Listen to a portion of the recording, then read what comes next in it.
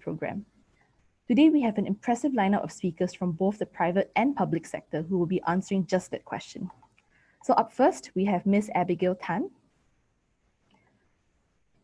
engineer under the National Environment Agency's Resource Conservation Department. She'll be sharing how NEA's Energy Efficiency Fund, also known as E2F, helps to support businesses' efforts in improving the energy efficiency of their industrial facilities. Abigail, please.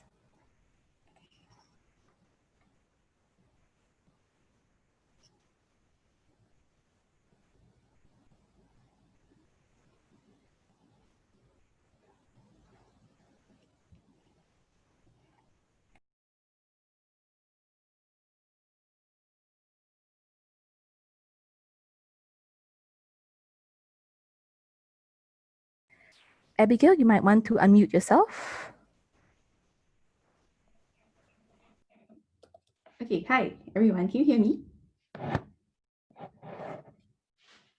Okay, good morning everyone. My name is Abigail. I'm from the National Environment Agency. So we promote energy efficiency to the industrial sector. So this is the agenda for my part. We'll be covering on E2F and Energy Efficient Technology Center, which we term as EETC. So E2F is an umbrella scheme. It consolidates separate grant schemes to support energy efficiency efforts by the industrial sector. So there are 5 grant schemes under E2F. We'll be focusing on the first 3 grants today. So energy assessment, energy efficient technologies, and energy management information systems. So very briefly, the 4th grant, resource efficient design, is it involves conducting design workshops to identify resource efficient measures that could be integrated early into the design stage of new facilities or major expansion projects. So the 5th one is climate friendly refrigerant for chillers. So this is our latest addition to E2F. So more details will be released later for this, tentatively end of this month. So do keep a lookout for it. So now let's start with energy assessment. The objective of this grant is to incentivize industrial companies to engage accredited energy service companies, known as ESCOs, to carry out detailed energy and engineering appraisals to identify specific measures for energy efficiency improvements. So this grant co-funds up to 50%. It's capped at $200,000. The qualifying costs will include consultancy fees, instrument and evaluation tools. So to be eligible for this grant, the owner or operator needs to be Singapore registered, and the facility has to be sited in Singapore. So companies must have conducted the preliminary energy audit at the time of application, but have not commenced on the detailed energy audit yet. So now let's move on to the second one, which we're going to talk about, energy efficient technologies. So this grant actually encourages companies to invest in energy efficient equipment or technologies. So it co-funds up to 50% as well, and it covers external manpower, equipment or technology, and professional services. So this grant has 2 additional criteria. So firstly, the companies must undertake manufacturing activities. So this will be reflected under the business activity in the ACRA business profile. So the first 2 digits would have to be between 10 and 32. And the next thing would be that the annual group sales turnover has to be less than $500 million annually. Yeah. So usually the next question would be, how do I know if my projects are supportable? So these projects must have proven track records of energy savings. So this would mean that there were past projects in an industrial facility that achieved energy savings which were measurable and verifiable. Yeah, so examples of eligible projects would be LED lamps, IE4 motors or better, Fortic aircons, central chilled water systems, compressed air systems, and heating systems. So there are some projects which would not be eligible. So some examples would be black box solution and solar PV installation. Yeah. So for this grant, there is a measurement and verification requirement, also known as M&V. So the company is required to conduct M&V before and after the replacement. So we have further simplified the application process.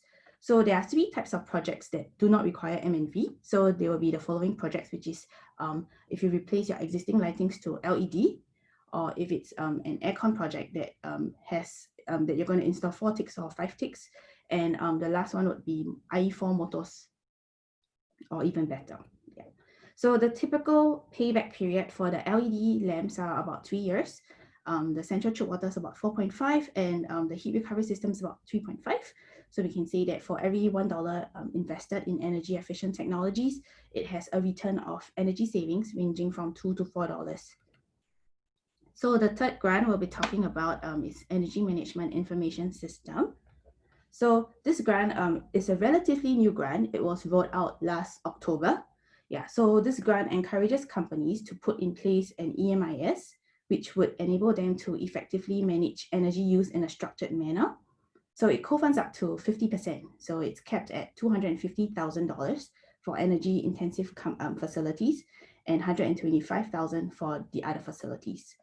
So equipment and materials such as instruments, professional services, software and IT services could be supported under this grant. So the eligibility criteria is similar to energy assessment. Only thing for this grant, upon approval of this grant, you will need to complete your EMIS. It needs to be commissioned within 2 years. So the EMIS implemented, it has to cover all significant energy consuming systems. So the following project features would need to be included. So this would actually be real-time monitoring and tracking of energy performance based on suitable energy performance indicators, and customized reporting.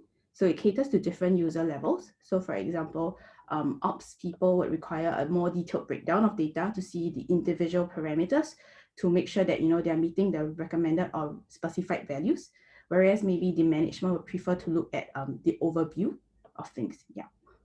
So there should be highlights, alerts to actually highlight the inefficient performance so that there can be rectification actions. And the system should be able to capture data at appropriate intervals and store them for a period of time that will be useful in terms of data analysis and assessment of their system performance. So next thing we'll be looking at is the Energy Efficient Technology Center. So this is actually a collaboration between NEA and SIT.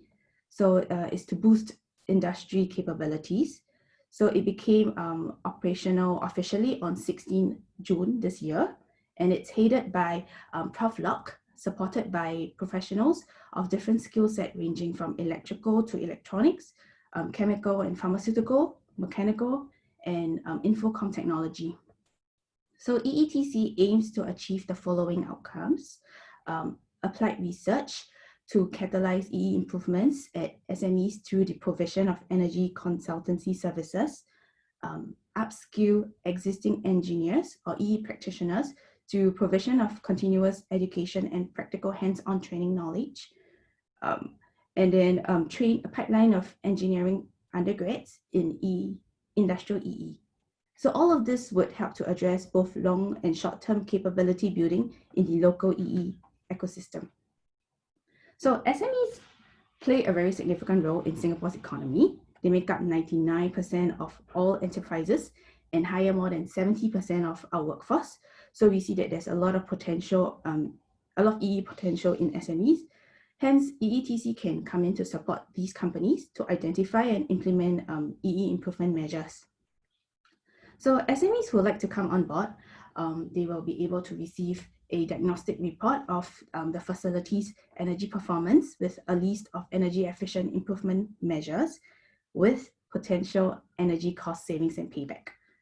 So ETC can also work with SMEs to implement the solutions, or they could also work with NEA to implement the recommendations by tapping on the E2F grant. Yeah. So with improved energy efficiency, this translates to lower energy cost and hence enhanced business competitiveness. So on top of that, both the SME staff and the students will gain experience working on real life EE cases. So this helps to build up their competencies. So EETC wants to provide high quality energy assessment at a low cost for SMEs. So the full fee is actually $15,000 for a detailed energy assessment. However, EETC is now offering it at a promotional fee of $1,000.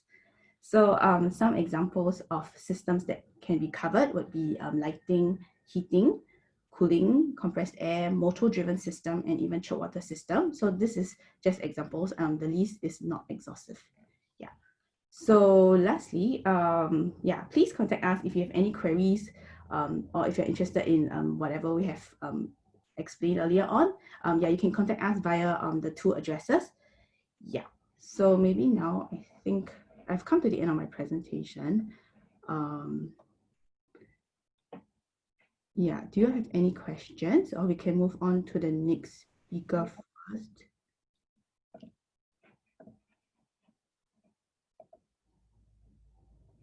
Yeah. Any questions from the audience? I think I see. Let's just give them a minute or two to get at their thoughts, all right?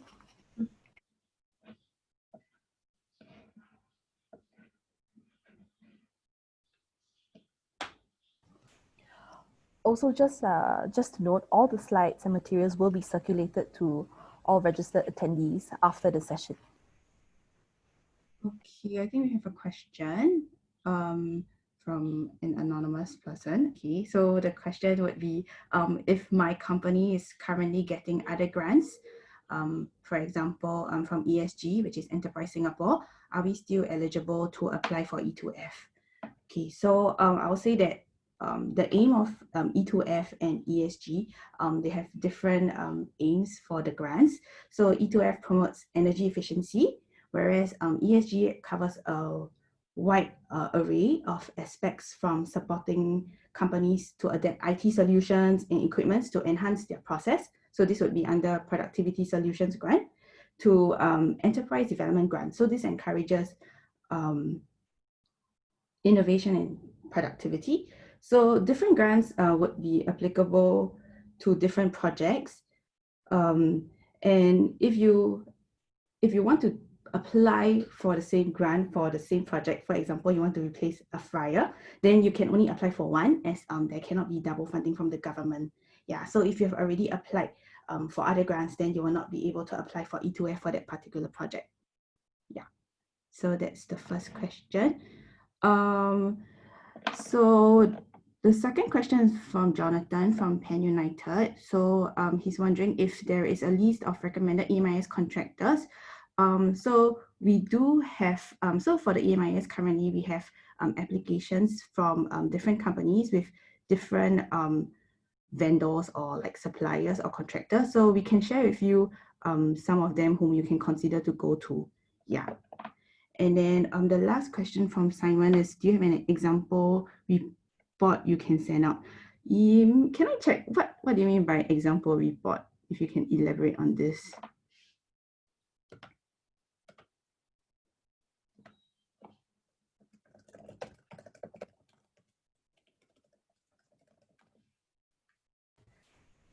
Perhaps he was referring to the application process. Let's give him a moment to just respond. Okay.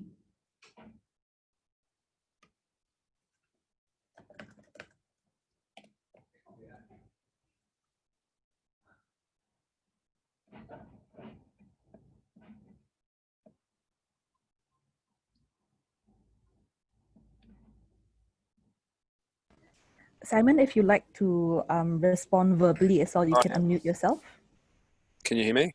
Yes, all good. So in regards to your previous slide, which said you do a report for the energy savings, and normally it costs $15,000 to do an energy audit. Do you have an audit that we can just have a look at as an example, so that when we pay money and I act on the behalf of a client, so we can look at that and see what information is captured, how it's presented, so then we can at least go back to my client and say, look, for this much money, we can get this report, and here's the figures of how it's presented. That's what I was referring to. Is that possible? Okay, that's a good question.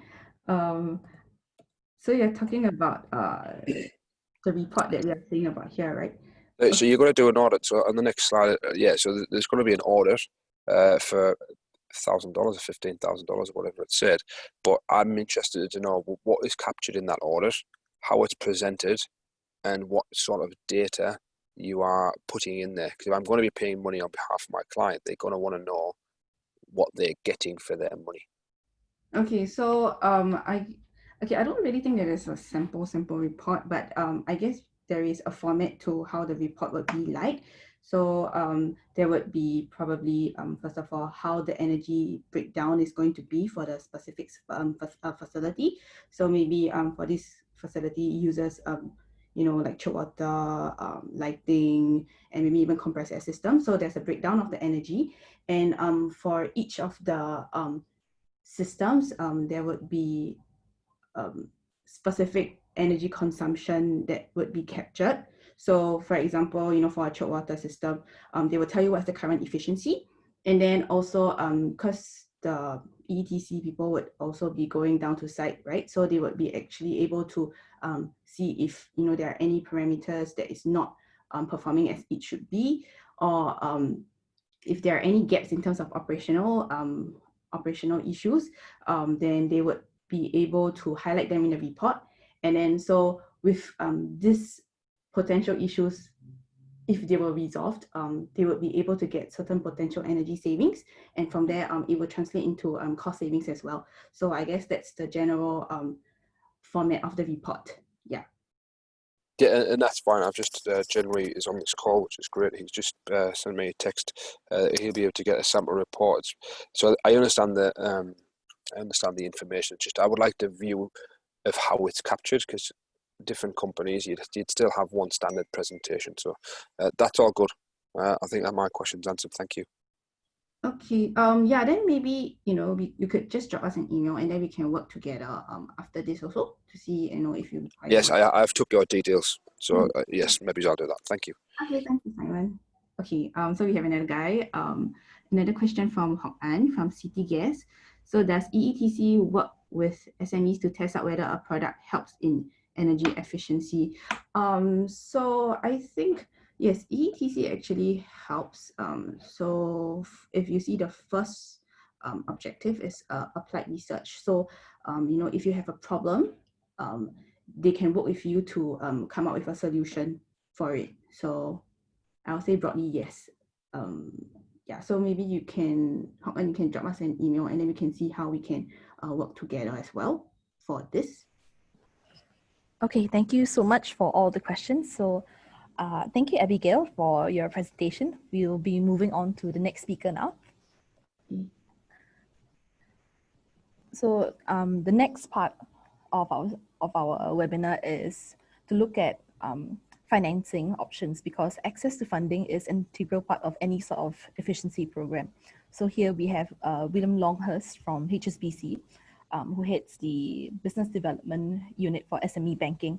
So I'll leave Will to share more about HSBC's green financing options for both businesses and SMEs.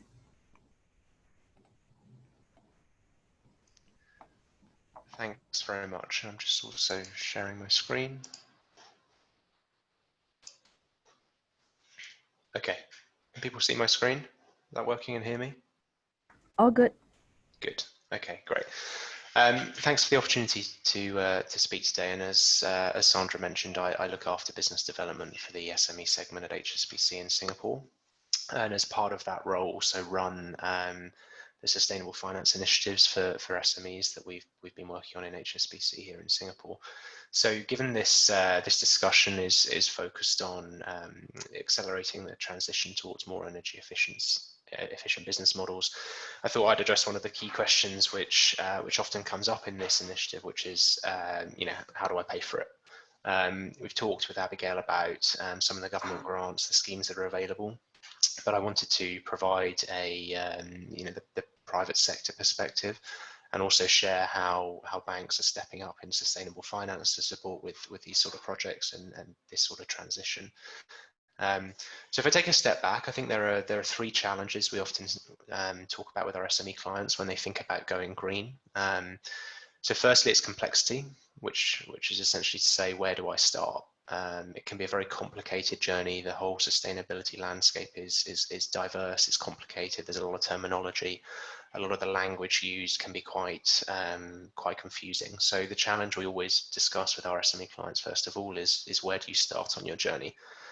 The second challenge that we often hear from SMEs when they're thinking about energy efficiency or going green more generally is around competing priorities. So as any SME business owner knows, there's always competing priorities on time, there's always competing priorities on revenue, cost, and the COVID era has only intensified that pressure on both the owners and managers of SME businesses. So the question there is, why now? Can I wait till next year? Why is this my biggest priority this year? And then the third challenge we tend to hear from clients is around costs. So how much is it going to cost me to make the move towards green? Can I afford to be more energy efficient? What's the payback period? And Abigail's touched a little bit on how we can start to think about energy efficiency and payback periods. But cost does come up. SMEs obviously focused on cost, focusing on managing their revenue and cost base as effectively as they can. So what I wanted to talk about today was one way that banks are stepping up and HSBC stepping up specifically, which is around sustainable finance. So I wanted to try and address three questions. So firstly, what is sustainable finance? When we talk about it, what does it mean? Secondly, which sectors is it relevant for? And where's the growth in sustainable finance? Which sectors are we seeing growing appetite for green? And then finally, what's the specific HSBC proposition in terms of the green loan that we offer? So on the slide that you can see now, I've started to map out a bit of a definition for how we think about sustainable finance. And as I said, there's a lot of terminology and different language that's used. But essentially, sustainable finance relates to any kind of debt instrument, whether it's a loan or a bond, that is specifically used to finance projects that help with mitigation of climate change risks. And the key element within that is that the financing that the banks provide is used to only finance those green assets specifically. So it's very important when banks provide sustainable or green finance that we're able to clearly identify the project that's being supported, and in addition to the project that's being supported, the environmental benefits that will be delivered as well. So in terms of the projects that sustainable finance can support, or the green assets, we think about 10 different categories in HSBC of potential projects or asset categories. But I've just put a few on the screen here which will be relevant. So energy is obviously what we're talking about today, but there's also a lot of opportunity for green financing and green projects for buildings, transport, water, waste, agriculture, and many others as well. I think it's important to note that actually energy is probably the most important category within sustainable finance at the moment. So you should see on the pie chart on the top right hand side a breakdown of all of the dollars that are raised in sustainable finance, what it's being spent on. So we can see it's the biggest categories are buildings and energy. However, when you strip out sovereign, i.e. national debt that's raised, actually corporates, and you focus on corporate green financing, 80% of it is focused on energy. So it's really, really relevant that we're talking about sustainable finance for SMEs in the energy space here. The other point I want to raise just on the chart on the bottom is that actually Singapore is really becoming a regional leader for sustainable finance. So in 2019, you can see in the green bar on the bottom, Singapore is really leading in terms of the dollars that are being raised for sustainable projects. So I think that's really encouraging, and obviously recognises the amount of growth there is in this sector. Just flipping through to the next slide. So I thought I'd just articulate a little bit around which sectors we're seeing as growing in Singapore and where we see opportunity. So there's various institutions that provide green certifications in Singapore. We've got the SEC, we've got the Building Construction Authority, we've got the NEA, obviously which Abigail is representing as well. And within all of these certifications, we can see good growth in the number of SMEs and companies more generally who are looking to focus on green. So Green Label is very much focused on products. 800 companies at the moment, planning to go to 1,000 this year. The office space that's covered by eco certifications is growing from 2 million square meters to 14 million. And then within Green Mark, which is focused on energy efficient buildings, the current target is for 30% of buildings, which is around 800 developments, to meet those Green Mark standards. But that's planned to grow to well over 2,000 or 80% of buildings by 2030. So if you're an SME looking at opportunities to either make that move to a more energy efficient model, or perhaps provide the services that can support with that energy journey, then clearly the move towards more energy efficient buildings is a huge opportunity. And it's something that with our green finance propositions, we're very focused on supporting. The bit on the bottom also outlines some of the areas of government focus in Singapore that are relevant for SMEs and for green finance more generally. So we can see that there's $1 billion government investment into smart cities, which will all be around more energy efficient transport, the Internet of Things, connecting up, businesses to much more efficient ways of running their waste and their emissions. It's a huge opportunity in the smart cities infrastructure investment for Singapore. Circular food, again, billions of dollars of investment coming in. There's a lot of investment into the plastics transformation. And then specifically relevant for our discussion around energy, the focus on really uplifting the solar capacity of Singapore is also key and presents good opportunities for us. And then finally, Singapore is also very focused on clean water and initiatives to drive a more sustainable water model. And so we also see very good opportunities there for SMEs looking to take part in that transformation, and green finance can support that as well. So moving forward then on what HSBC can do to help. So we've designed an SME specific green loan. And the reason we've designed a specific green loan for SMEs is most of the green financing or sustainable financing that's been done in previous years has been very much focused on the large corporate space. So the big multinationals, the property developers, the sovereign states, who can afford to have a consultancy firm come in, review their projects, provide a bespoke opinion, sign off the projects are green and meet the environmentally friendly credentials. As all of you will know, for an SME, it's very difficult to pay for a consultancy firm to come in and provide that sort of support. It's too expensive, it's too time consuming. So we tried to design a green loan which is simple for SMEs to use while still maintaining the environmental standards that we know are important. So the way that the SME green loan works at HSBC is we look at existing credentials which are in the market. So that could be offered by the Environment Council, it could be offered by the Building Construction Authority, it could be linking up with the NEA around their verification programs, could be working with private parties to provide certifications. But what we do is we say that SMEs who hold a recognised certification that recognise their green credentials, once they've got that certification, we can then work with them to support specific green projects.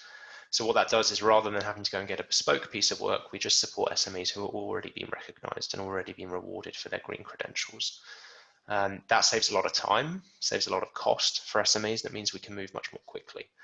In terms of the projects that we can support with the green loan, we've got things like the purchase of greener equipment, installation of energy efficient assets, replacement or retrofitting of building infrastructure, green buildings themselves. So there's a wide range of projects that we can support, and we think the green loan is a really nice way of being able to complement government grants as well as individual investment to help really pay for the transition to green. The final bit I just wanted to touch upon is what are the benefits to clients? It's normally one of the questions that we get. So we tend to think of there as being 3 benefits to clients in the broader journey of going green, and obviously green loans are a way of funding that. So firstly, going green is becoming increasingly a powerful way to win new business. So if you want to win government contracts, if you want to win consumer business, if you want to win a role in a supply chain of an MNC, being able to demonstrate your green credentials is becoming really, really key. The second piece, and Abigail touched on this a bit, is also around driving lower costs and higher margins. So if you can reduce the waste in your business, if you can increase the energy efficiency of your business, clearly that can reduce your wastage, reduce your costs, and drive your margin. The other element to margin is that actually we know that consumers are willing to pay more for products that come from greener businesses. And so in addition to increasing your margin by lowering your costs, you can also increase your purchase price on what you're selling, because consumers are willing to pay more for a green company.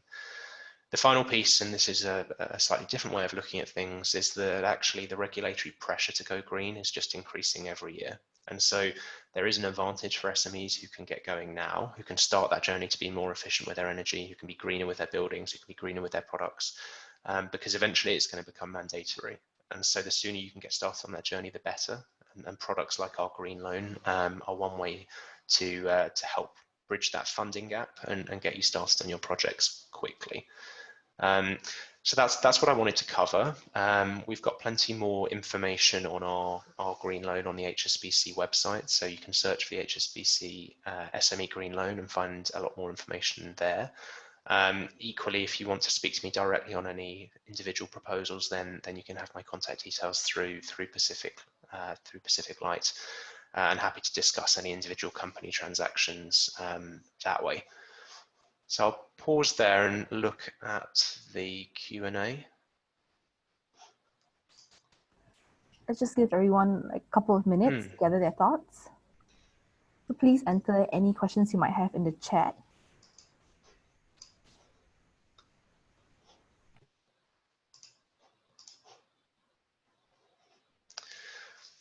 Okay, so we've got a question, do we offer green loan to corporates?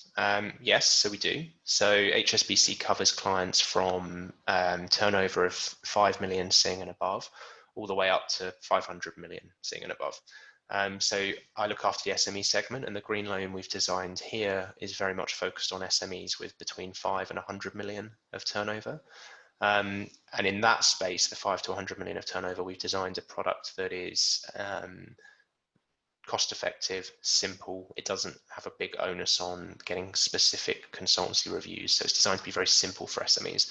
As clients become bigger and perhaps more corporate and over $100 million of turnover, we tend to find that they have bigger management teams. Actually, the complexity of the business changes, and we then find that a bespoke consultancy review might be the more effective way to structure the green loan.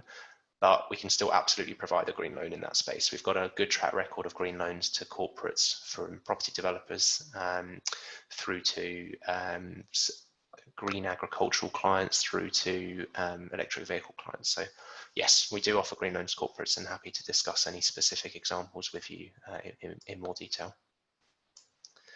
Okay, then we've got another question, which is a good question on, can the green loan finance overseas green ventures such as construction of solar farm in Vietnam? So yes, it can. We can lend to local companies, SMEs, corporates for overseas projects. However, the credentials that I talked about before must still be met. So we still need to be able to demonstrate that there's an independent review of the green credentials, whether it's the Environment Council, whether it's the NEA. There has to be some independent review saying that this project is green. So that would be part of it. So in the solar example, it could be a certification of the energy that's going to be produced, and the green credentials and the renewable credentials of that. But then the other piece we would look at for any green loan is the normal credit considerations as well. So we would review the contracts that were in place for the solar farm, who's buying the energy, what the guarantees are, what the price guarantees are. So we would look at that as well. But short answer, yes, we can support overseas green projects. There's another question, how do you monitor the company you lend green loan to ensure they adhere to green perimeters? So the advantage we've got in working with the existing certifications is that they already build into them annual reviews, annual audits. So for instance, if I look at the green label, that is a green certification provided by the Environment Council, it's necessary to go through an annual audit anyway to keep that green label. And so we're able to leverage that ongoing compliance through the audit to ensure that that the company is adhering to the green parameters. The other piece is that we build the green parameters into the loan documentation. So in the same way that as an SME or a corporate, you might have a covenant which requires you to have a certain minimum tangible net worth, we would also include green parameters in the loan documentation. So we have two tests. It's required by the documentation, so the company is on the hook for it, and it's also monitored and managed by the entity that provided the certification in the first place. So those are the ways that we ensure compliance. One piece to add on that is if for whatever reason you lose your green credentials, we don't just pull the loan from you, because obviously that would be damaging to the company. What we would do is just work to restructure the green loan as a normal loan, as a brown loan. So we would take away the green elements, but we would make sure the funding and the financing stayed there for the company. Because obviously the last thing we want to do is pull financing from clients when they're in the middle of projects. So there'd be no risk of that.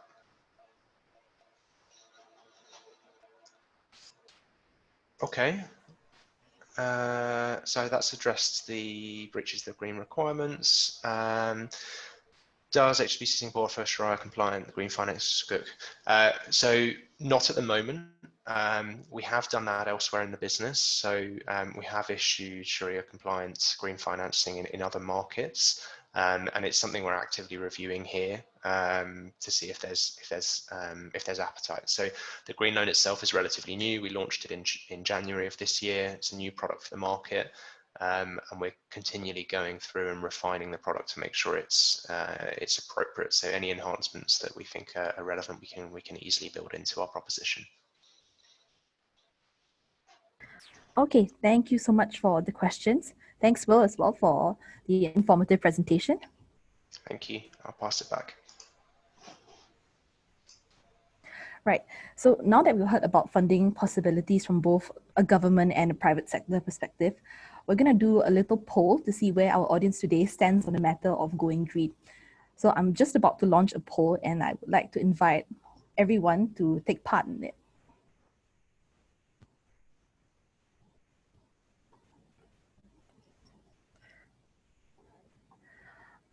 Okay, you should be able to see the poll now. Anyone having any issues? Oh, okay, we've got the first couple of votes.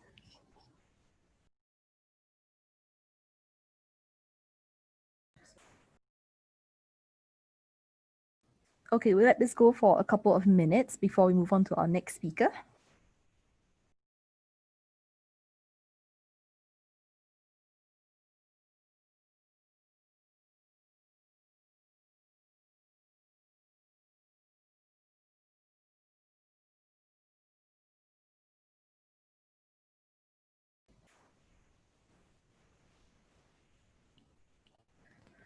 So please feel free to continue casting your votes at any point during the presentation.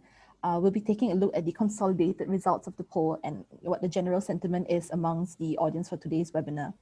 So next on, may I just introduce PacificLight's very own Deputy General Manager of Business Development, Thomas Lim, who will be presenting about PacificLight's sustainable energy solutions under the brand of Sustainergy. Thomas, if you please. Hi, everyone. Okay, let me just, can you hear me? Let me start my slides first.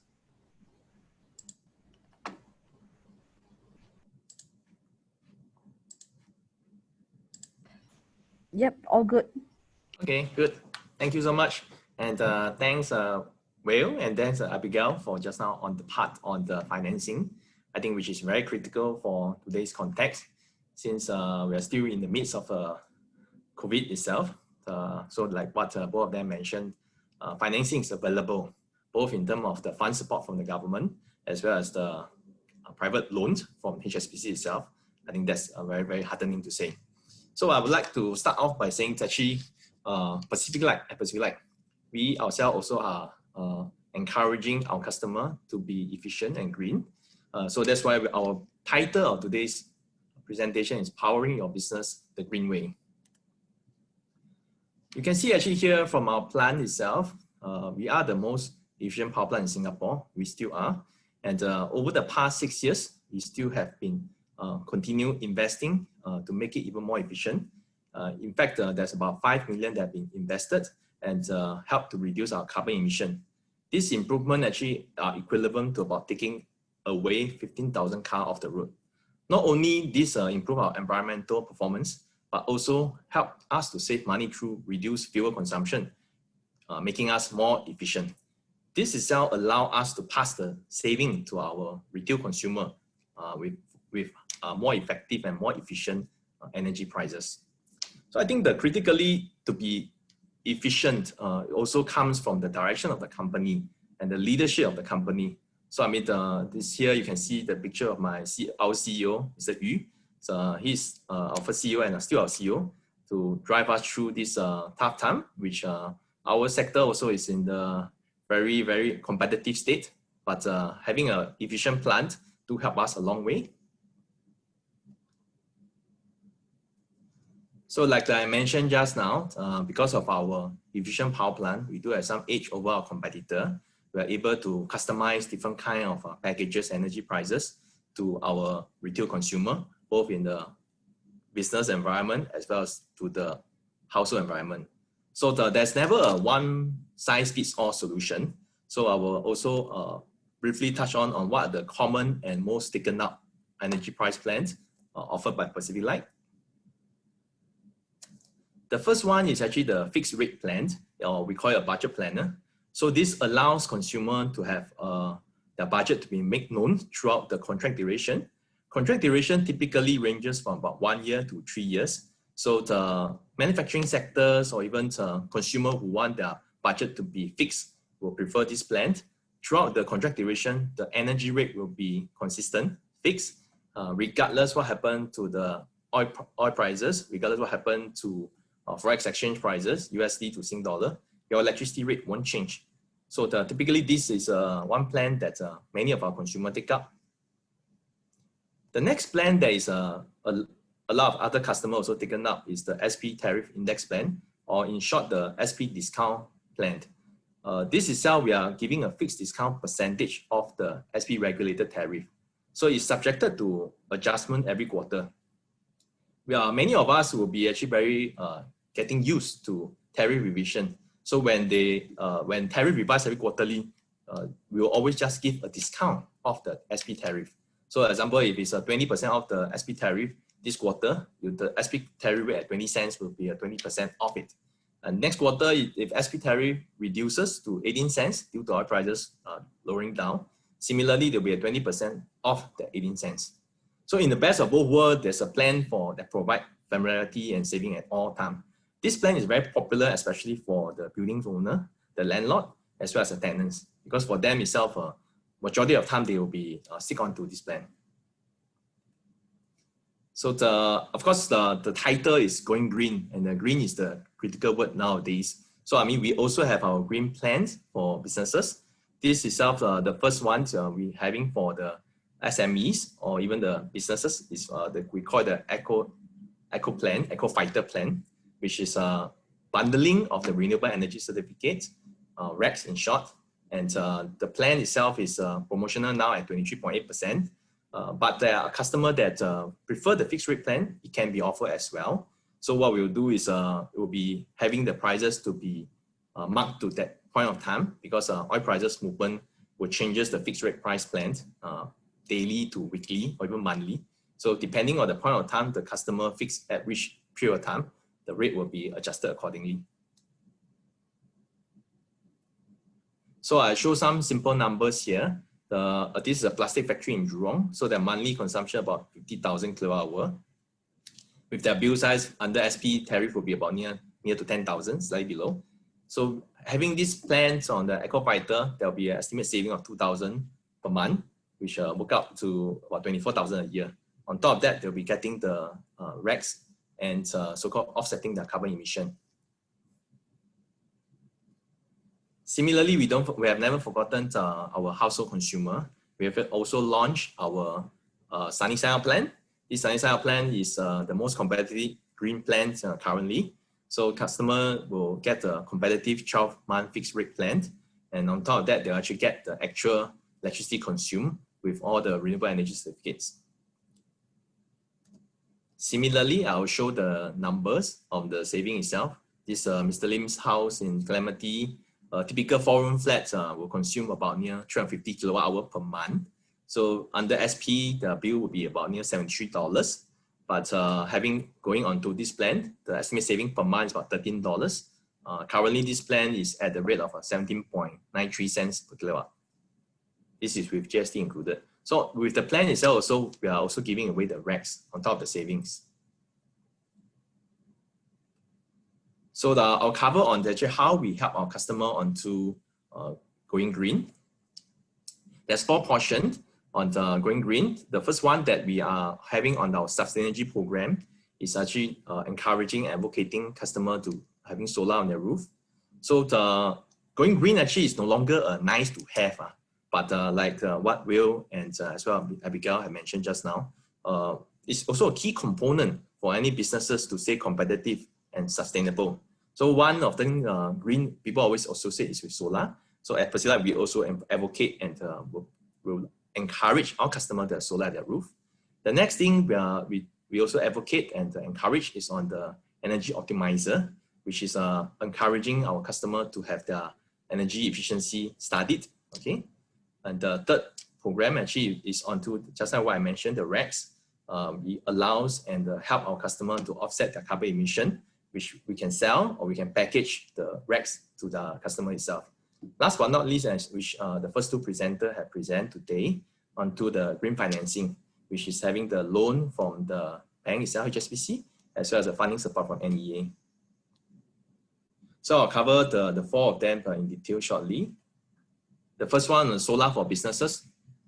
Solar, actually there are various models in the solar itself, but the most common two models are the PPA model and the EPC model. PPA model actually in short stands for power purchase agreement or the leasing model. And the EPC model is the ownership model. In both models, actually the electricity will be a bundled package because we will still be supplying to our customer the energy from the grid itself.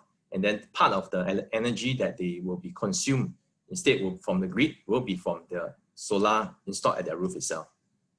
And definitely they will still be getting the competitive electricity rate from us. And the solar power enables them to lower their electricity bill and also sustain the environment. I go in detail on the EPC model, the PPA model. The PPA model, the leasing model, as it suggests, allows customer to have no capital investment upfront. We will be the one footing the investment. Operation and maintenance will be by us as well. Construction definitely is by us. So there's also cost certainty throughout this solar contract duration. PacificLight will be the single retailer to be the one liaising for both the solar and the electricity portion. So at the end of the day, actually for this model, critically actually is the tenure remaining for the land of the customer. So because for leasing model, we will take a long while to recover our investment. We expect typically the payback to be over 10 years for ourselves. So then we will require the tenure of the land at the customer site to be at least near 20 years. That will be easier for the investment. But again, it's case by case because there will be some projects that are smaller in size. So the payback actually even can't really work. So then the other model will come in, which is the EPC or the ownership model. With the customer funding, they can actually still do the investment themselves, and while we will be the one constructing the project itself. We are also now in the midst of constructing for our customer, Temasek Club, and about to finish. Though the COVID started, we stopped the project, and we have started recently after it's opened up. For this model itself, now actually like Will mentioned, HSBC also provide funding support for solar investment. So the customer do have now more avenue on looking at how to go about investing in such projects. I'll touch a bit onto the digital energy optimizer. This is like I mentioned at the very beginning, we are encouraging for our customer to have a digitalization and energy study of their own usage. One, by engaging energy service company or experts on the energy studies to have equipment and measurement device to their various process in their factory or in their plants, so that they know how their energy is being used. With the study itself, then they can aim towards reducing their energy usage and thus reducing carbon emission. With this portion, I would like the next speaker, who's a ESCO, energy service company, G-Energy, to talk about it more in detail. This is also mentioned, we bundle RECs with our electricity purchase. So we do source around from the local as well as overseas for customers who are keen to offset their carbon emission. So critically actually for this part is the process of validation. So from the energy production all the way to getting the customer to retire, for ourselves to retire the RECs on customer behalf. This part is simplest, and this portion we also engage our partner T-RECs to help us. So the customer can be very assured that the whole process of the RECs, every certificate is actually authenticated. And by the way, one megawatt hour is equal to 1 RECs. Yeah. So the green financing is some part that I mentioned just now already. So we assist our customer on funding of sustainable projects with government funds as well as a bank loan. So the funds can be towards 2 parts of it. One on building efficiency or improvement of energy efficiency. The second part onto solar projects. With that, I come to the end of my presentation and open for Q&A.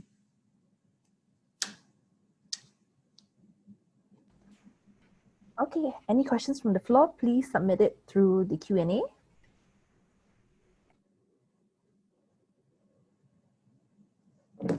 Okay, Thomas, I think we do have one question coming in. Okay. Okay, how about I read it out for you? So there's a member of the audience who asked, what's in it for PacificLight? So for instance, if PacificLight helps its customers to be more energy efficient, wouldn't the customer end up consuming less energy and ultimately reduce PacificLight's revenue and go against its business? That's a very challenging question. Okay, I think first of all, like we mentioned, energy efficiency is critical now. Going green is critical, and it's no longer a nice to have, but key component. So actually, we also encourage our customer to start off. It doesn't need to be huge and ambitious, but SME or small businesses can start small because small changes can add up to significant saving and act as a catalyst for the adoption of more significant changes. And only when the businesses are more sustainable and competitive, then they could last the journey and continue with us throughout this sustainable journey. So we want our customer to continue with us on this journey of sustainability. That's why we encourage and we will be helping our customer to be more energy efficient. I hope that answer the questions. Okay, thank you. If there's no more questions, thank you very much, Thomas. Okay, thank you. So thanks again, yes, for sharing about PacificLight's comprehensive suite of sustainable energy solutions and offerings for SMEs to reap more cost savings. So next, I would like to invite Adrian Wang, who is the Head of Business Development and Strategies at G-Energy Global. Adrian will be sharing more on how SMEs and businesses can identify energy saving opportunities from energy audits and monitoring. Adrian, over to you. Okay, thank you, Sandra. Is everybody able to pick up what I'm saying loud and clear? Yes, okay. All good. Okay, great. Okay, first I would like to take the opportunity to thank the so-called organizers, PacificLight, for giving me this opportunity to share a little bit about energy audits and the monitoring process. Okay, I'm currently a Director of Business Development at G-Energy. My primary purpose in this business is to actually, on top of doing energy audits, is to provide energy consultancy services plus green mark services to our clients. Okay, in today's presentation, I will focus on the energy audit process. Okay, I think in most of it, it will involve quite a lot of data, plots, and information that you have to digest. But maybe I would encourage the participants to maybe look at it from the point of view as to, with this data, how can it actually help you derive solutions for your facility? Okay, so I'll do a very brief introduction of the G-Energy Group. Okay, take you through an energy management approach. Okay, typically from front to end. From doing an audit to eventually realizing the savings. Okay, what would the whole process entail? Okay, then take you through a very simple case study that we did to show how data could help illuminate the way towards eventually leading you to energy savings.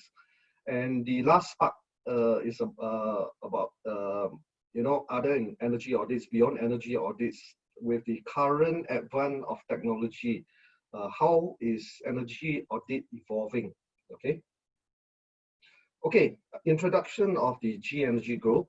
Okay, basically we are an accredited energy services company. The accreditation cert has been with us for over 15 years, okay?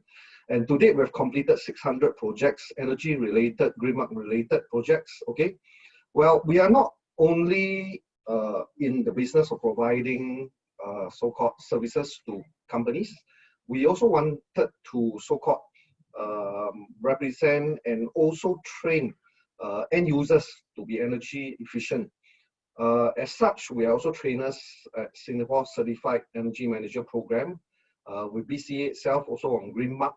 Okay, within the company itself, we have KQPs or energy specialists. Okay, with the relevant energy certificates to tap on the government grants. Okay, we have also Green Mark professionals, Green Mark managers. Okay, which can help you through your Green Mark processes. We are also geared up to do overseas certifications like LEED itself, where we are LEED APs, even in Malaysia, where we are GBI facilitators, and we also have green ship professionals to take us for jobs in China. Right? We have offices in Singapore, Malaysia, Indonesia, and China. Okay. Our key competency in terms of services, like I mentioned, is not just on the provision of energy audit services. Okay, we also help our clients optimize in terms of energy optimization services. Now, in instances whereby certain energy projects need to be rolled up, we do project management services. As mentioned earlier, we also help with Green Mark services, LEED services, which is under the Green Building certifications. We also help our clients do BIM simulations. In a great part of our jobs, which not only involve existing buildings, for new buildings, we actually have to do simulations because the buildings are not constructed. So we also have to simulate the energy usage of the buildings even before they're constructed. On the operational side for live buildings, okay, we also provide remote monitoring service, okay, whereby other than doing a one-off audit, we continue to monitor the performance of the building after we have retrofitted the building. Okay, we work with intelligent building management systems. Later, I'll elaborate a little bit more on that. Or we could do turnkey performance contracting, whereby basically if the client opts to implement the energy savings via a financing model, we are able to carry out these projects. Okay, without much ado, okay, basically in the whole energy management approach, okay, I'll take a very quick draw from the ISO 5001 system. Basically, in terms of energy management system, it's not a one-off process whereby you conduct an audit and that's it, you know, and it continues to save for the rest. Basically, it has to be a continuous process whereby a policy is developed on how you intend to use your energy efficiently. With the data that you collect, you can then make decisions as to which are the focus areas you want to carry out these energy reductions. Well, other than targeting itself, these areas, okay, the other aspect of it is being able to actually measure and verify the results. That means for the programs that you roll out, you have to quantify the results that can be carried out, and then you review whether eventually this program is effective. Does it meet the targeted KPIs that is required? And then the process goes one more round over again. Only then can you effectively so-called entrain so-called a structured process into your organization, which will help you continuously save.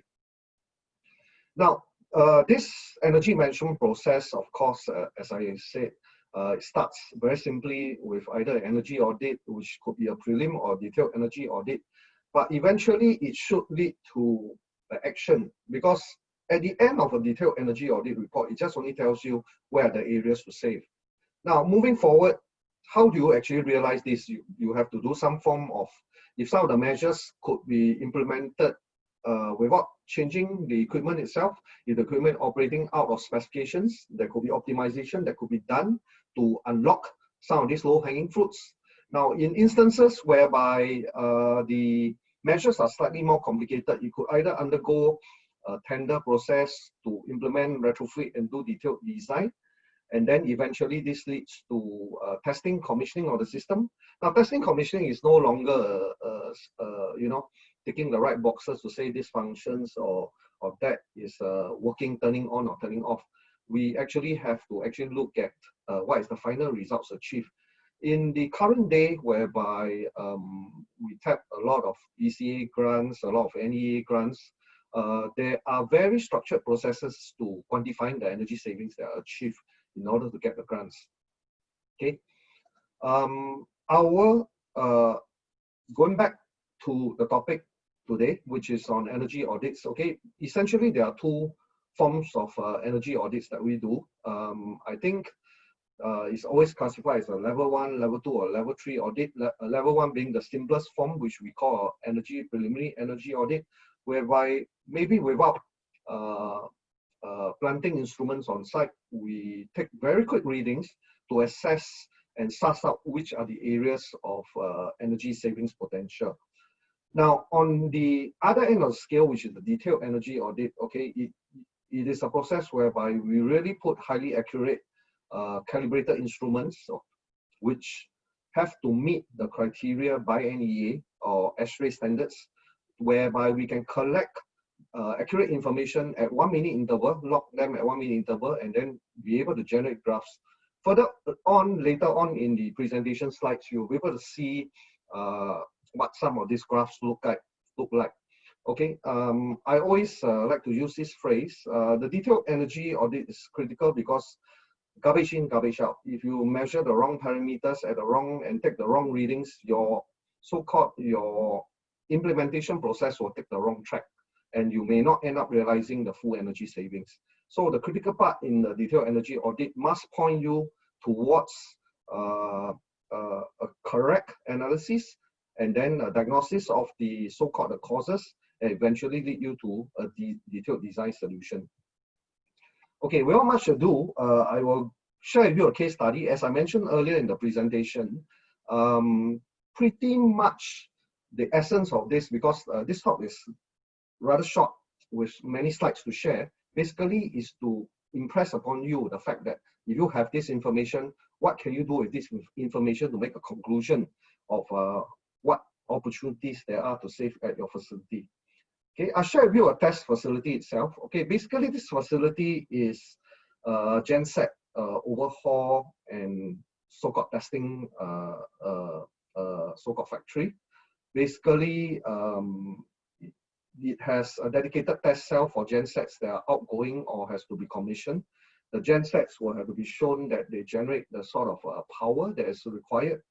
And the major energy consuming equipments, okay, in this include compressor systems, the air conditioning system, the cooling system for the test cells, and later I'll go through each of these so-called findings. Now, the very first thing that we always do in a detailed energy audit is first to break down so-called the energy consumption of the facility. And profile-wise, we always try to take 1 year's information, look at the kilowatt-hour consumption. In some of these instances, we also matched the energy consumption to the production output of the facility to give us so-called reference as to how the consumption varies. Okay. Okay, we further delve deeper into the energy consumption by breaking up into energy distribution chart, whereby we tell where are the big, part of this whole cake, where are the big energy consumers. Perhaps this is where we could actually target the energy saving measures. So it becomes a focused approach instead of an approach in all directions. So of course, if your consumption happens to be large from the aircon load, you will zero your effort towards how you actually can reduce it. And this could be either from your air compressor system, aircon, your plug loads, your office loads, or your lighting loads. Okay. Well, in this audit itself, we actually focus on the test cell cooling system, the compressor system, aircon, and lighting system. I've extracted these three because it's maybe something very easy for the audience to so-called pick and understand. Okay, on the test cell cooling system, essentially the test cell is where the gensets that are commissioned are being hooked up to a resistor bank.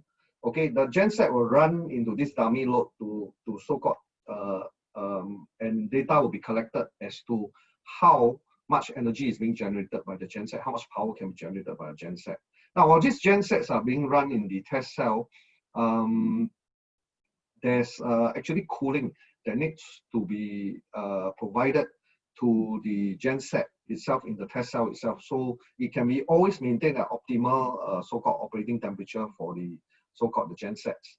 Okay, so in a lot of the audit process, okay, the first start of it comes from the fact that we must be able to instrument the correct parameters at the right places.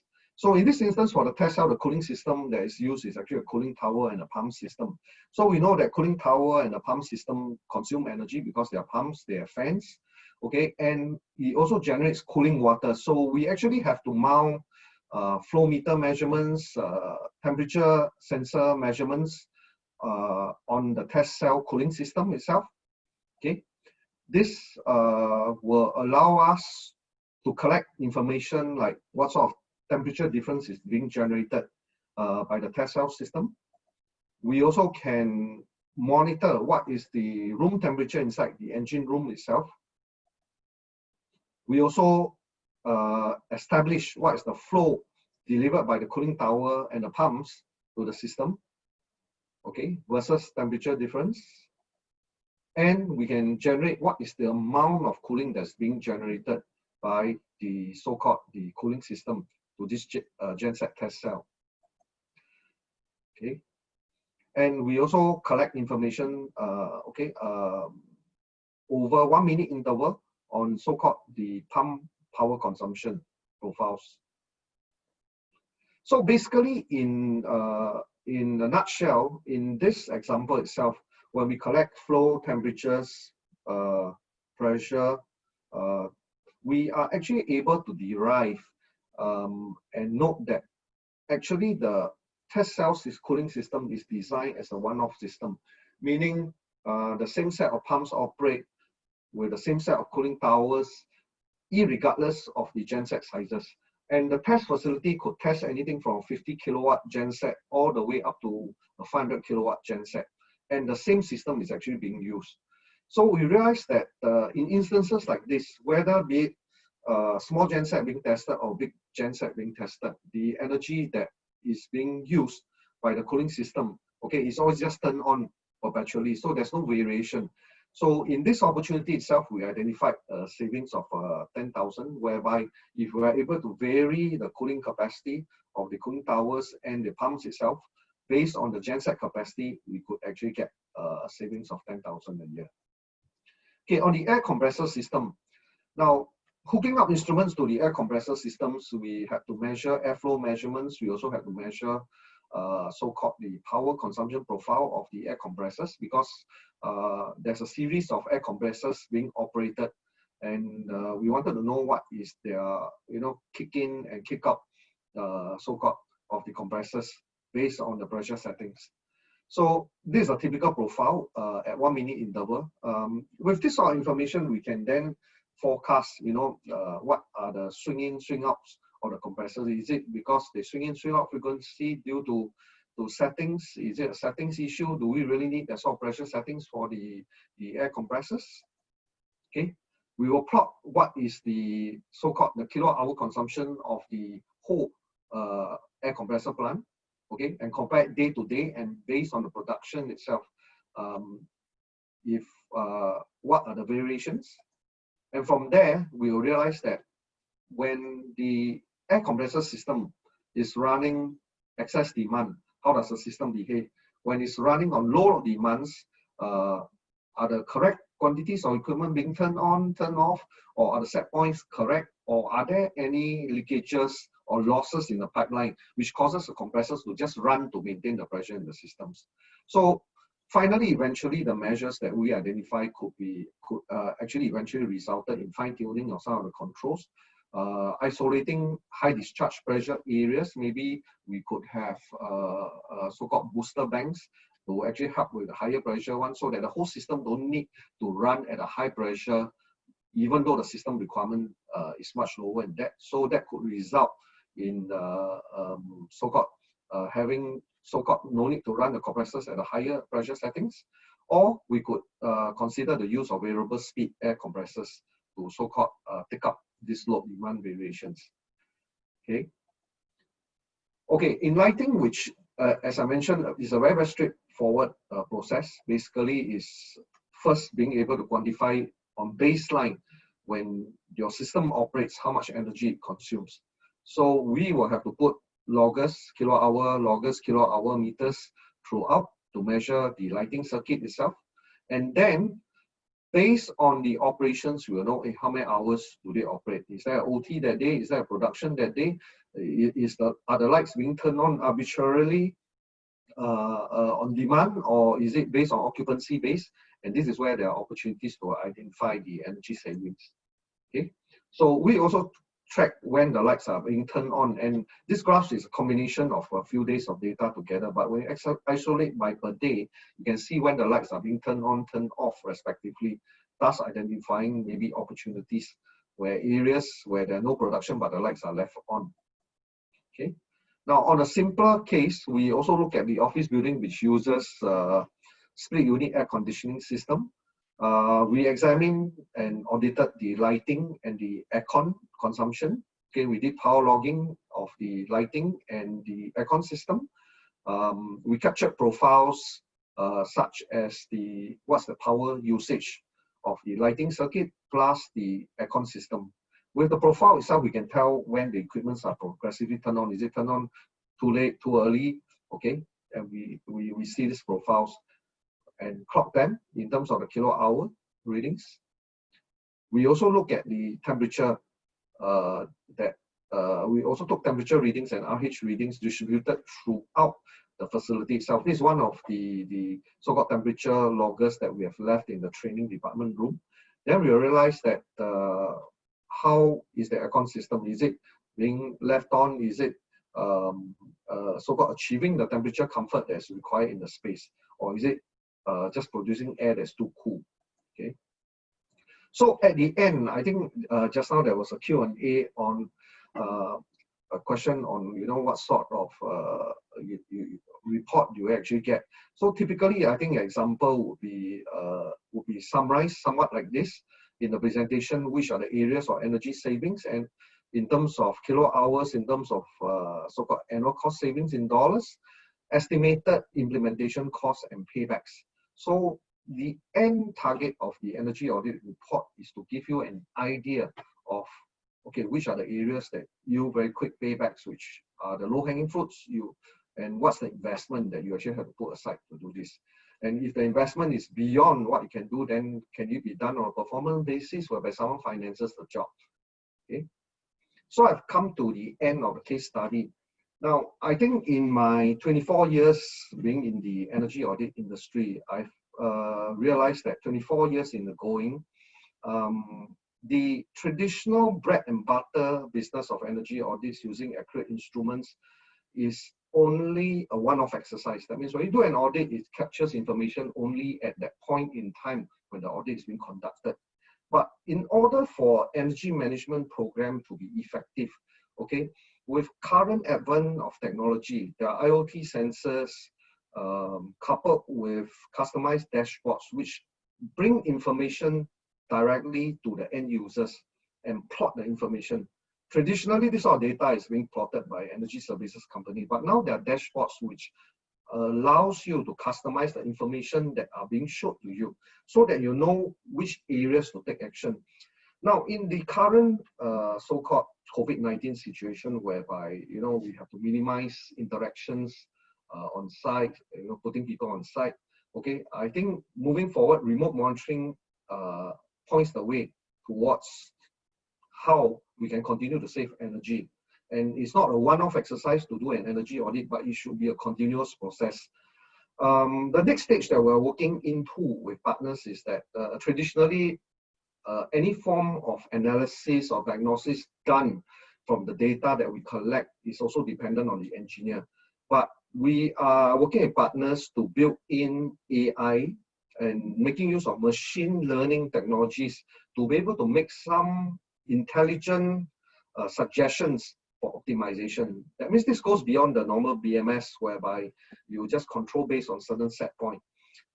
With AI in place, what you can do is that you monitor what are the pertinent parameters, what's the real world situation downstream, and then execute a series of so-called corrective measures to bring the system back to its efficient operating parameters.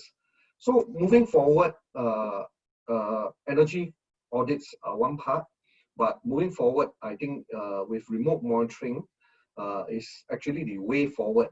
And with the recent push by the government to push us towards digitization, okay, we are currently, G-Energy is currently working with our partner Evercom, whereby we are offering to SME customers, that means a suite of instruments that can be implemented on site, IoT sensors that are rolled out on site with wireless capabilities. And remotely, we will have customized dashboards set up for these SME customers. In today's seminar, I probably don't have the time to go through this, but at the end of the slide itself, you have my email. If you're interested to find out how you can obtain subsidies for this digitization, please feel free to contact me. Okay, that's the end of my presentation. Thank you very much, Adrian. Okay, so I'm just going to open up a second poll for everyone to take part in. Right.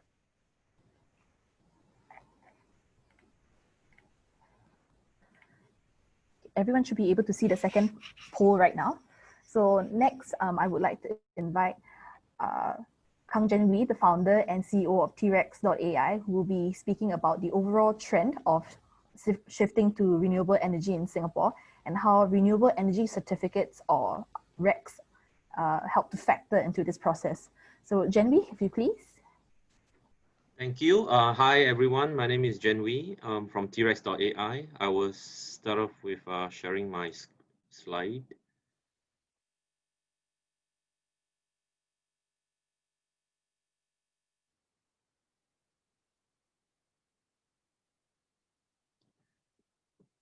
Can everyone hear me and see my slide? Sandra? Yes, all good. Okay, great. So first of all, thank you, PacificLight, for giving us this opportunity to share what we have here today. So the topic of our presentation today is renewable energy adoption made easy. So we have been talking a lot in today's session, and probably a lot of the participants in this webinar hear a lot about solar, and of course also of late a lot about renewable energy certificate. So today I want to zoom in into what is renewable energy, what is renewable energy certificates, and how does it affect us, and how does it get linked up with renewable energy adoption, right? So first of all, I think I like to share this slide to let most people know, because I always hear people talk about the role to move towards renewable is that of something that is very far away, something that is affecting big countries. They are big electricity users. But what I wanted to share with everyone is the Singapore government, very close at home, is taking a very, very serious view on climate change. And as we all know, our Prime Minister only talks about very, very critical things during a National Day parade. And this is what you see, the first time in NDP that the government is talking about climate change. And if you guys remember, one of the key numbers that is extremely startling to everyone is the amount that the country is going to spend to address the effects of climate change is in the lines of hundreds of billions of dollars, not millions, but billions. So when people start telling you that, you know, I don't see the impact of climate change to my business, so think again, because there is an impact, and the impact is causing the government to spend billions of dollars to address the problem. So what do we need to do? Before we find out what we need to do, we need to understand from a global perspective, are there anyone really getting into this 100% renewable commitment? So the long and short answer is a definite yes. If you look at this slide, the large companies that we all are very familiar with, the Apple, Google, Facebook, Unilever, 3M, these are all the big energy users, and these are the companies who has committed officially to the consortium called RE100 that they that they will make plans and they have already executed. In fact, some of them has already achieved 100% renewable energy. So this is a real problem, and global corporates are already taking action to address these problems because they do see the impact to the environment, and most importantly, they see the impact to their business, and that's why they are getting into that. So just to give you a feel of who are the corporates that have signed up to this commitment of being renewable energy 100%. So it's a lot of big companies, some of the companies that if you can scrutinize close enough, you will see closer to home companies like DBS has also recently committed to being 100% renewable. So having said that, I like to pose this question for the participants to think through that when we look at these slides and we look at news in newspapers, in the media, you guys probably heard about or seen things about 100% renewable that is being declared by Apple or Google. But think through carefully. Let's use a very simple example of a RE100 company in Singapore, a data center. So how can a RE100 company claims that they are 100% renewable, using 100% renewable electricity, when the electricity that they are buying from the grid, has no confirmation whether is it the electron that they use for the data center, whether is it of clean source or is it of a brown source. So that brings me to this topic about renewable energy certificates, right? So today, the way there's actually a very simple way to adopt renewables. That will be in the form of renewable energy certificate. So how does it work? So when you have a renewable power plant, the renewable power plant will send their electricity into the grid. Similarly, a fossil fuel generator, which is in Singapore's context, that will be a natural gas fired power plant that sends the electrons into the grid. So from a user of electricity standpoint, there's really no way you can tell whether you are using a clean electricity or brown electricity. So the way we address this problem is through the registration of the renewable asset and the creation of this certificate called the renewable energy certificate. So by purchasing this renewable energy certificate, you are effectively claiming that you are using the renewable energy that is generated from the renewable power source that has been previously certified.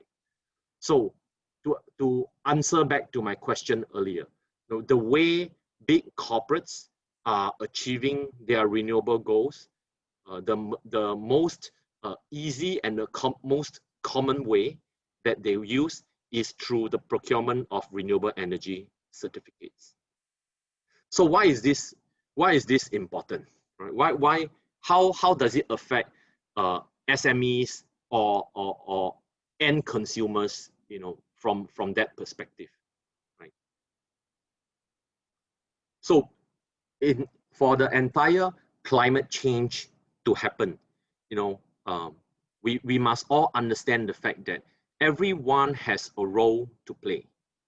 So in the past, a lot of renewable power plants are being generated because there are a lot of incentives being administered by the government of many different countries, right? So, but as time passes, the countries will find that it's almost impossible for a country to continuously subsidize renewable electricity.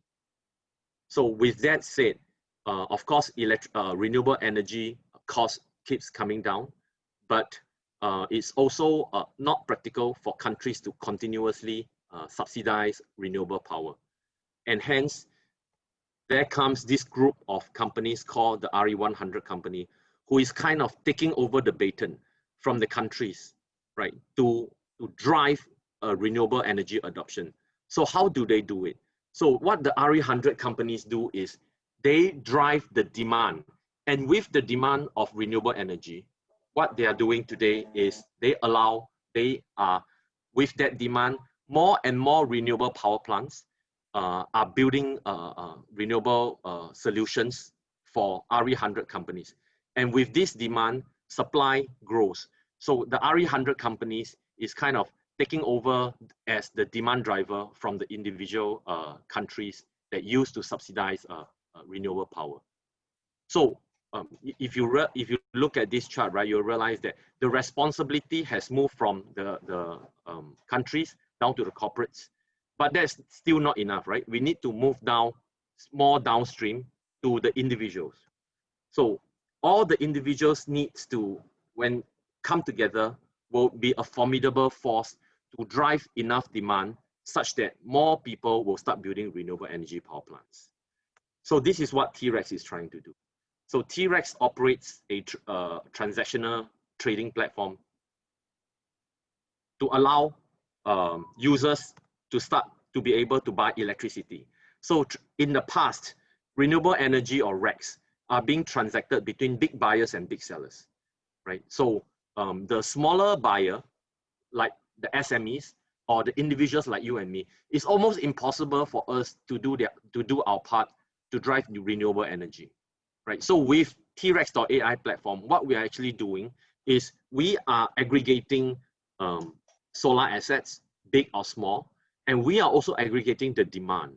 So when we have a big solar power plant or big wind power plant, in the past, you only can sell your renewable energy to a big corporate like Facebook, Google, but there's almost no chance for a small business or a small end user to be able to participate in climate change efforts by procuring such renewable energy certificates.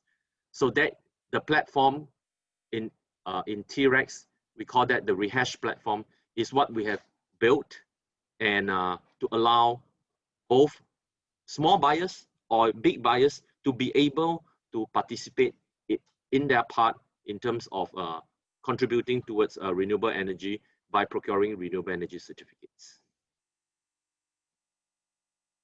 So in T-RECs.ai platform, we actually provide a one-stop solution for RECs trading.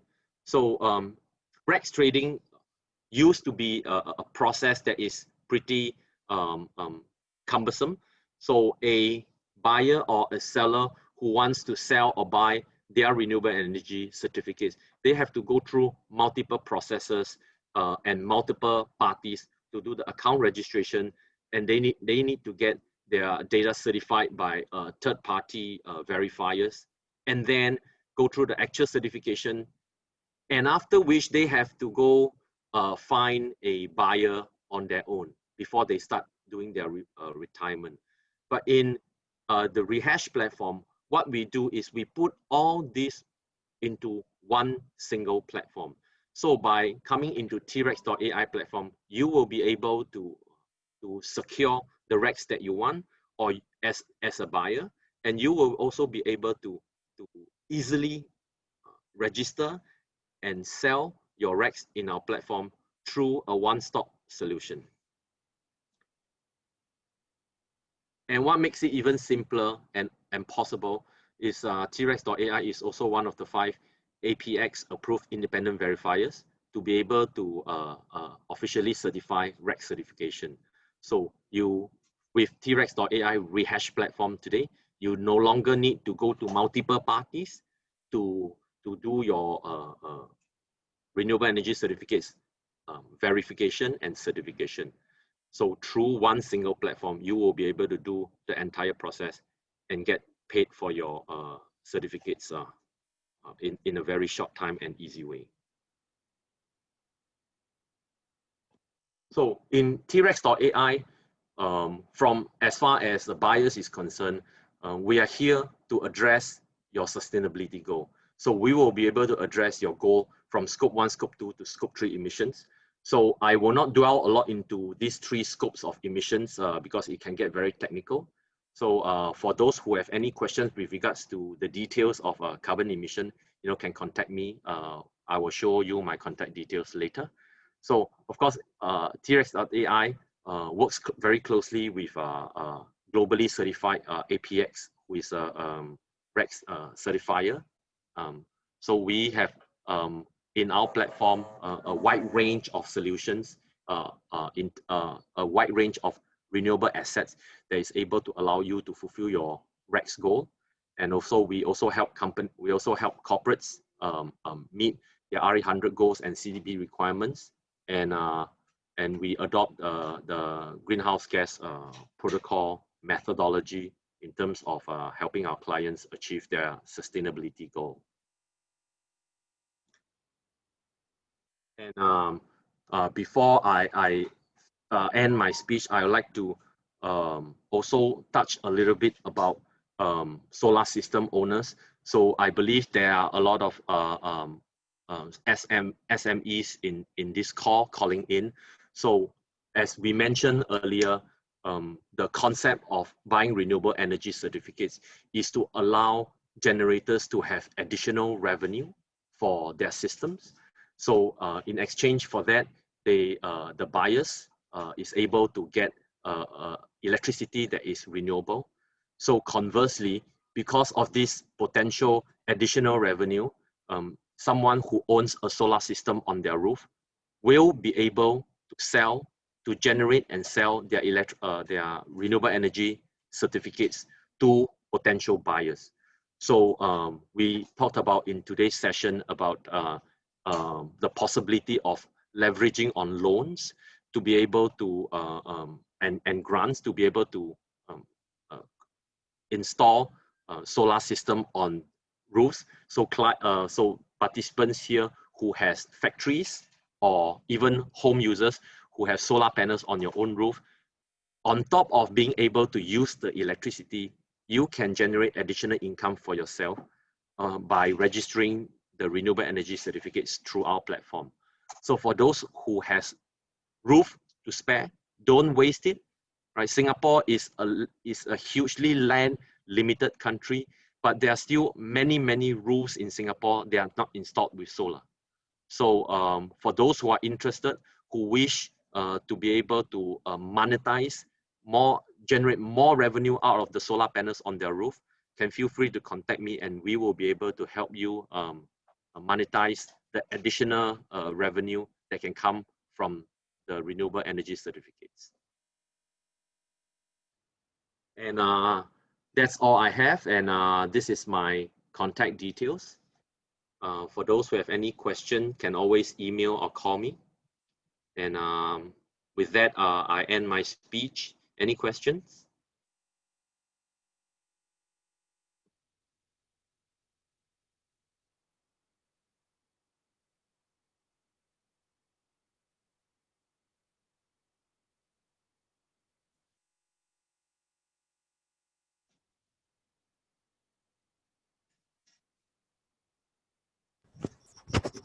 Thank you very much, Jen Wee.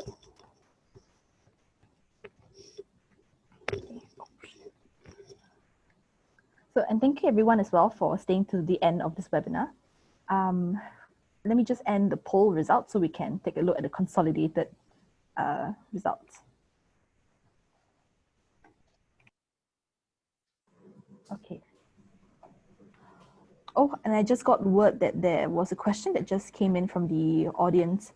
Yeah, I guess I can answer that question. Shall I? Yep, Sandra? go ahead. Okay, so the question is, when I buy RECs, am I really using renewable electricity? So the short answer is no.